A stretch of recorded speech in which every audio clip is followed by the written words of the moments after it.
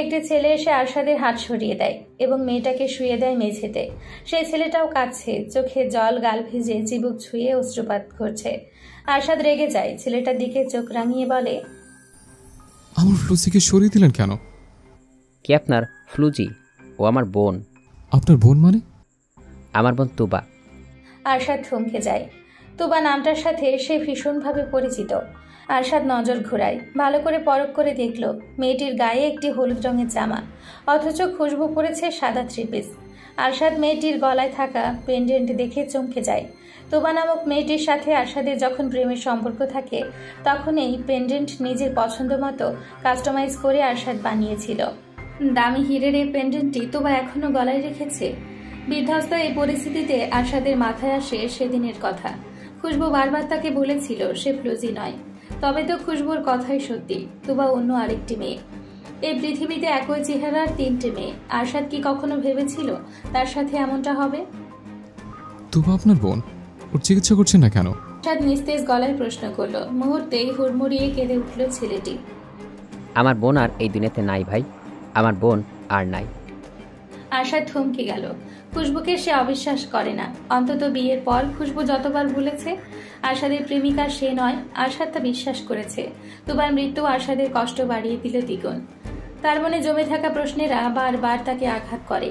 হঠাৎ তুবা কেন তার সাথে অযথা ঝগড়ায় লিপ্ত হয়? কেন এই দূরত্ব? তবে সে কি আরশাদকে কোনোদিন ভালোই বাসেনি? সবটাই তবে ছলনা? আরশাদ শেষবার তাকালো তুবার পানে। আমি তোমায় ভালোবাসি না, ভালোবাসা কি আমি জানি না। তুমি আমায় শিখিয়েছিলে ছলনা। আমার ভালোবাসা আমার কাছে আছে, আমার ভালোবাসার ফ্লুজি আমার কাছে আছে, কিন্তু এই আফসোস তো আমার কখনোই যাবে না। তোমার সাথে আমি মুখোমুখি হতে চেয়েছি, তবে এভাবে নয়। তোমার মৃত অবস্থায় দেখার ইচ্ছা আমার কখনোই ছিল না। ব্যস্ত হসপিটালে ক্লান্ত পায়ে আরশাদ বসে যায় এক কোনায়। ছেলেটা কেমন অসহায় নজরে কাছে। পুলিশের সাথে যোগাযোগ করেছে সে, কিন্তু সবাই খুশবুর ছবি চাইছে। ছবি ছাড়া মুখের বর্ণনায় এত মানুষের ভিড়ে কি করে খুঁজে পাবে? আরশাদের ব্যাগ ফোন কোথায় সে জানে না। তাহলে কি করে খুশবুর ছবি সবাইকে দেখাবে? হসপিটালে এসে উপস্থিত হন বাহারুল হক এবং খুশবুর মামা শামীম। মুহূর্তেই আরশাদ বাহারুল হককে দেখতে পায়। জলের স্রোতে ভাসা আরশাদ যেন খড়কুটো খুঁজে পায় এবং আঁকড়ে ধরতে ছুটে যায়। আরশাদকে জীবিত দেখে বাহারুল হক আশ্বস্ত হন। খুশবু কোথায় আছে জানতে চাইলে সে সম্পর্কে কোনো উত্তর দিতে পারে না ছেলেটা। হসপিটালের করুণ পরিস্থিতিতে সম্পূর্ণরূপে ভেঙে যান বাহারুল হক। শামীম পুলিশের সঙ্গে যোগাযোগ করে এবং খুশবুর ছবি দেয় তাদের। খুশবুকে খুঁজতে তারা তিনজন তিন দিকে ছড়িয়ে যায়। অবশেষে শামীম খুশবুকে পেয়েও যায়। মেয়েটা তিনতলায় একটি বেডে শুয়ে কাতরাচ্ছে, ব্যথায় টনটন করছে তার সমস্ত কায়া। শামীমের নির্দেশ মোতাবেক তিনতলায় এসে উপস্থিত হয় আরশাদ এবং বাহারুল হক। খুশবুর মাথা ফেটেছে, বাম হাতটা ভেঙে গেছে, বেশ কয়েক জায়গায় পিঠের মাংস উঠে গেছে, গালে গলা বিঁধেছে কাজ, ঠোঁট ফেটে ফুলে আছে। হাসপাতাল থেকে প্রাথমিক চিকিৎসা দেওয়া হয়েছে খুশবুকে। শামীম ডাক্তারদের সাথে কথা বলেন, যত দ্রুত সম্ভব খুশবুকে ভালো একটি হসপিটালে অ্যাডমিট করতে হবে। মেয়েটার শারীরিক এবং মানসিক অবস্থা দুটোই ঝুঁকিপূর্ণ।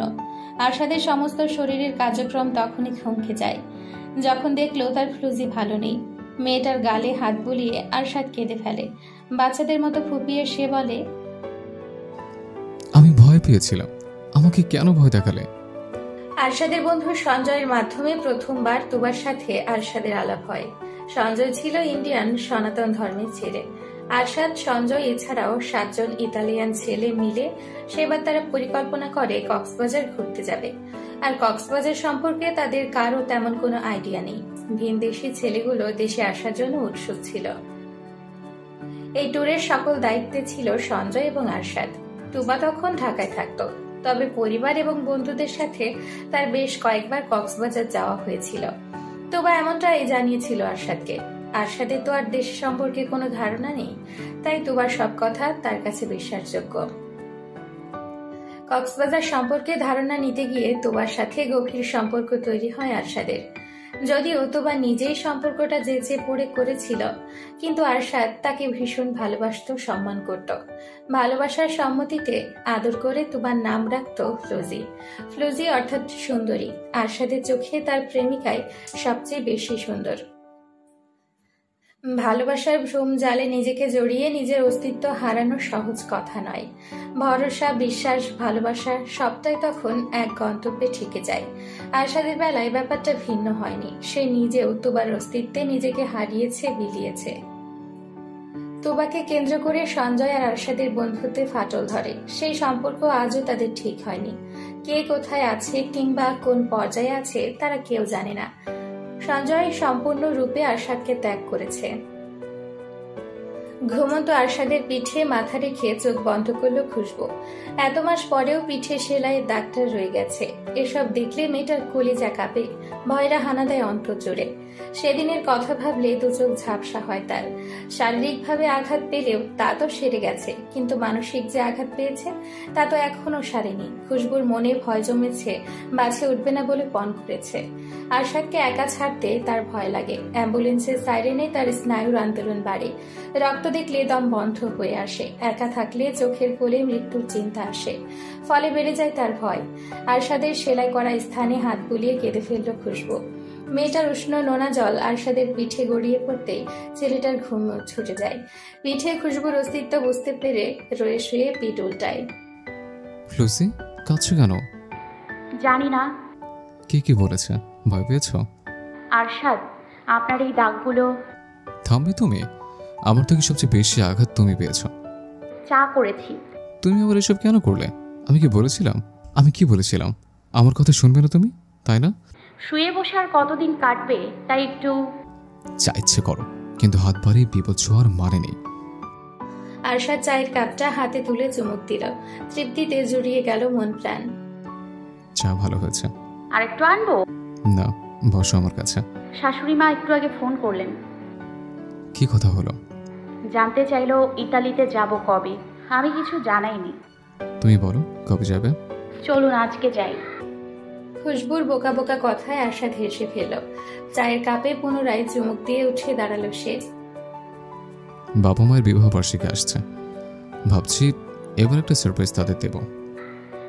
তবে টিকিট কাটুন, আমি যত দ্রুত সম্ভব যেতে চাই। খুশবু চলে যাবে শুনে সাহস করে দ্বিতীয়বারের মতো নীরা আজ খুশবুর বাসায় এসছে। বাহারুল হক কিংবা অনিমা কেউ পছন্দ করেন না নীরাকে। তারা চান না নীরার সাথে খুশবু কিংবা আরশাদ কেউ কোনো সম্পর্ক রাখুক। কিন্তু খুশবু এসবে পরোয়া করে না। নীরার সাথে তার সম্পর্ক ভীষণ ভালো। গরম গরম পকোড়া মুখে তুলে নীরা বলল, ধরো আমরা 3 বোন এক বাড়িতে থাকতাম, আমরা একই জামা পরতাম। ইস, কত সুন্দর, তাই না? কিন্তু একজন তো মরেই গেল। আমার যে আরেকটা বোন আছে তা আমি জানলাম, কিন্তু তার মৃত্যুর পর। আমাদের জীবনটা কি অদ্ভুত, তাই না? দুবার কোনো খোঁজ আসা দিয়েছিল? মেয়েটার পরিবার কোথায়, কার কাছে মানুষ হয়েছে? তুবা বেশ ভালো ঘরেই বড় হয়েছে। ওর বাবা মা দুজনে সরকারি চাকরিজীবী। আর ওর একজন বড় ভাই আছে। এক কথায় ওকে নিয়ে বলা যায় মেয়েটা ভীষণ ছটপটে ছিল। তুমি ওর মা বাবার সাথে দেখা করেছিলে? একদমই নয়। আমার বাবা মা চান না এসব নিয়ে চারদিকে কথা সৃষ্টি হোক। তোমার মা বাবা আমাকেও পছন্দ করেন না, না করে স্বাভাবিক। তুবাকেও কিন্তু ছোটবেলায় বিক্রি করা হয়েছিল। জানি, শুধু আমাকেই রেখে দিল। রেখে কি হলো? আমার জীবনটা কেমন যেন হয়ে গেল। নীরা, তোমার কি এই পাপ থেকে বের হতে ইচ্ছে হয় না? আমি তোমায় সুন্দর জীবন দেব, মা বাবা দিব। প্লিজ নীরা, তুমি বেরিয়ে এসো এই বিশ্রী জীবন থেকে। সুন্দর জীবন এতই সহজ? আমাকে একটুখানি ভরসা করো, কথা দিচ্ছি আমি তোমার জীবন পাল্টে দিব। একটা স্বাভাবিক সুস্থ জীবনে তুমি ফিরবে। নীরার দু চোখ চকচক করে উঠল। সুস্থ জীবনে বেঁচে থাকার লোভ তারও আছে, কিন্তু পরিস্থিতি যে তার প্রতিকূলে। বলা সহজ, করা কঠিন। মোটেও না। প্লিজ নীরা, তুমি পারবে। আমি আমার মা বাবাকে বোঝাবো, তারা তোমাকে ঠিকই মেনে নেবে। দেখা যাবে। তুমি ইতালি যাবে নীরা? আরশাদ তোমাকে কোনো জব সেক্টরে সুযোগ দিতে পারে। ভেবে দেখব। আমি যেদিন চলে যাব সেদিন তুমি আমাকে সেভ করতে আসবে? আসবো। খুশিতে নীরার হাত জড়িয়ে ধরল খুশবু। ভাই বোন না থাকা যে আফসোসটা খুশবু ছিল তা নীরা এসে ঘুচে দিল অতি সহজেই। অ্যাক্সিডেন্টের পর খুশবুর শারীরিক অবস্থা এতটাই খারাপ ছিল যে অন্যদিকে আর মন ঘোরাতে পারেনি আরশাদ। নিজের শরীরে জখম নিয়েও ছুটেছে এ প্রান্ত থেকে ও প্রান্ত। মেয়ে জামাইয়ের অবস্থায় অনিমা ভীষণভাবে অসুস্থ হলেন। তাকে নিয়ে শুরু হলো হসপিটালে ছুটাছুটি। 3 দিন তিনি হসপিটালে ভর্তি ছিলেন। সব মিলিয়ে আরশাদের জীবন থেকে 9 মাস কেটেছে। সে এবং খুশবু এখন সম্পূর্ণ সুস্থ।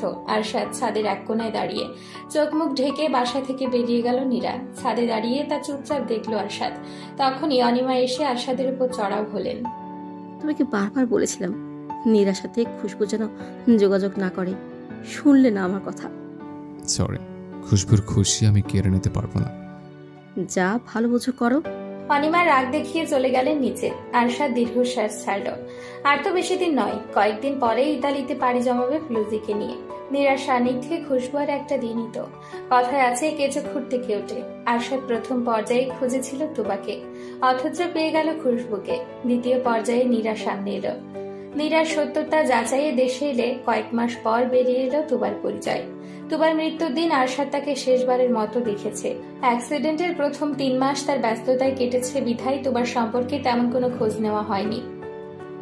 খুশবু যখন সুস্থের পথে আরশাদ তুবার পরিবারের খোঁজ লাগালো। সেদিনের অ্যাক্সিডেন্টের প্রতিটা নিউজ সবটা ঘেটেছে সে। মৃত ব্যক্তিদের পরিচয় তালিকা থেকে আরশাদ তুবার সম্পর্কে কিছুটা তথ্য জানতে পারে, আর সেই সব ইনফরমেশন নিয়ে তুবার পরিবারকে খুঁজতে লোক লাগায়। সেদিন গ্রাম থেকে ভাইয়ের সাথে শহরে ফিরছিল তুবা। মেয়েটা কি জানতো সেদিনই তার জীবনে ইতি টানতে চলেছে?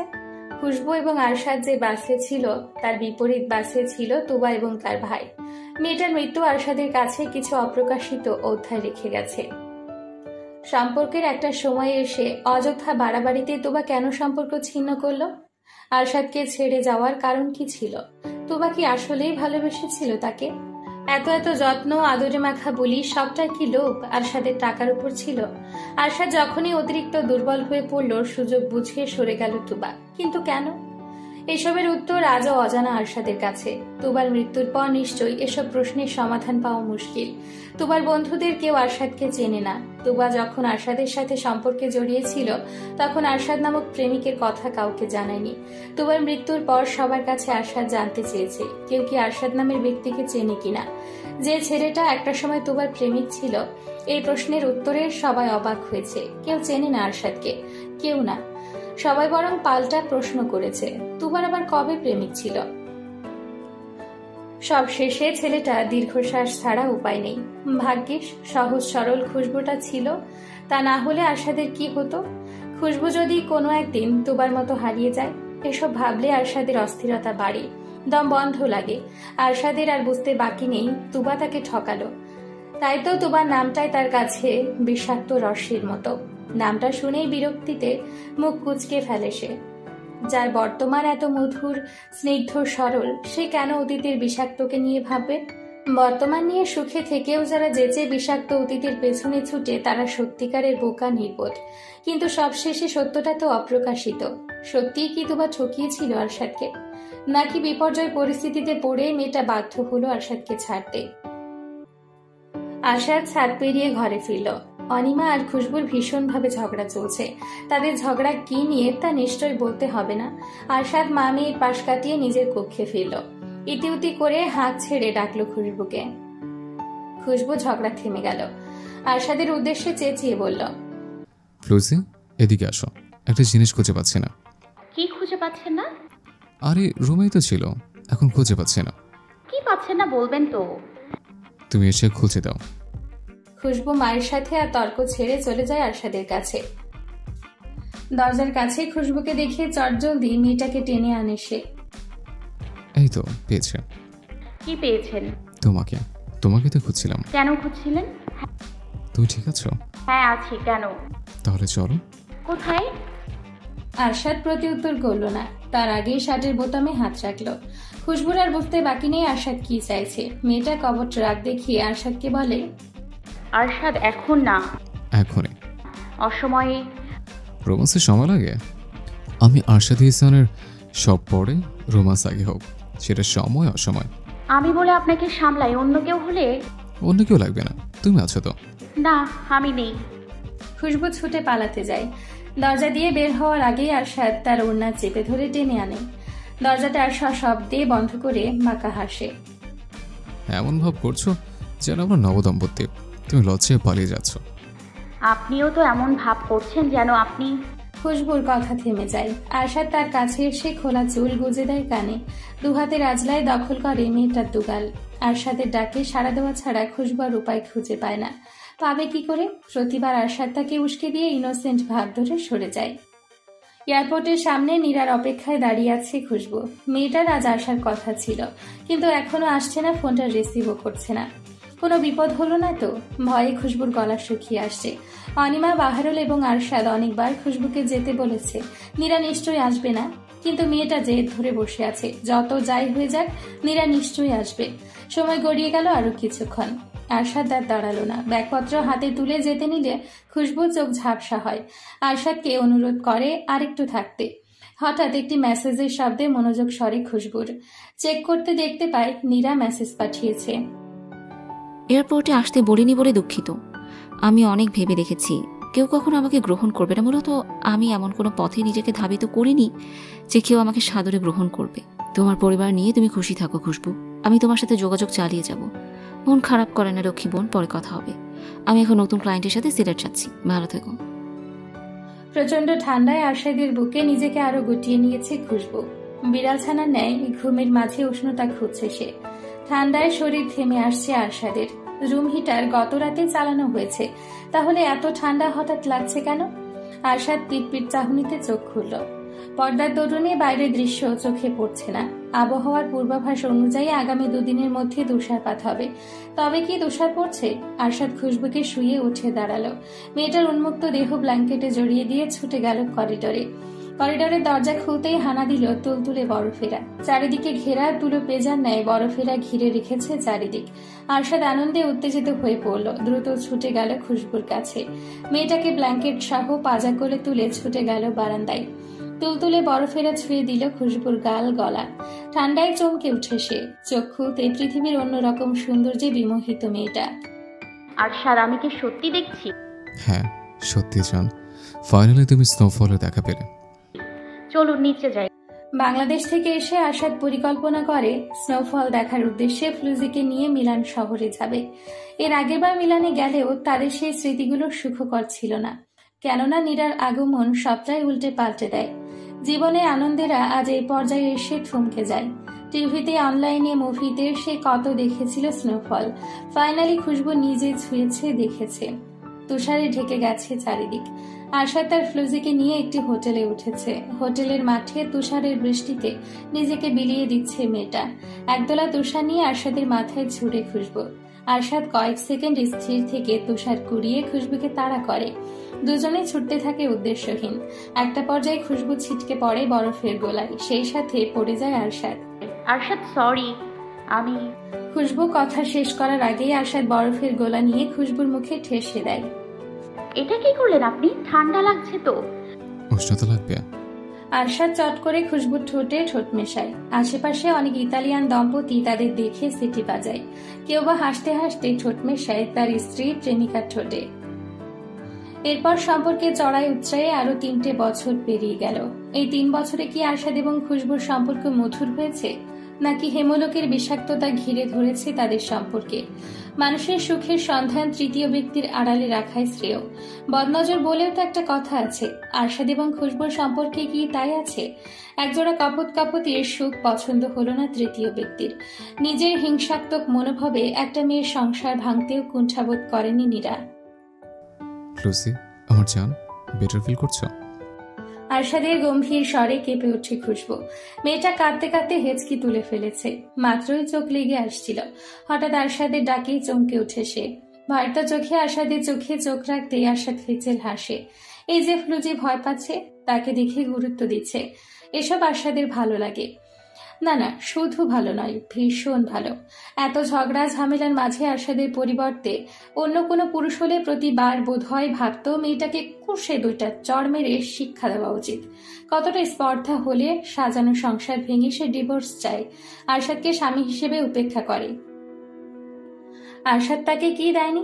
ভালোবাসা, সম্মান, মর্যাদা, গুরুত্ব, স্বাধীনতা। ঠিক কি দেয়নি?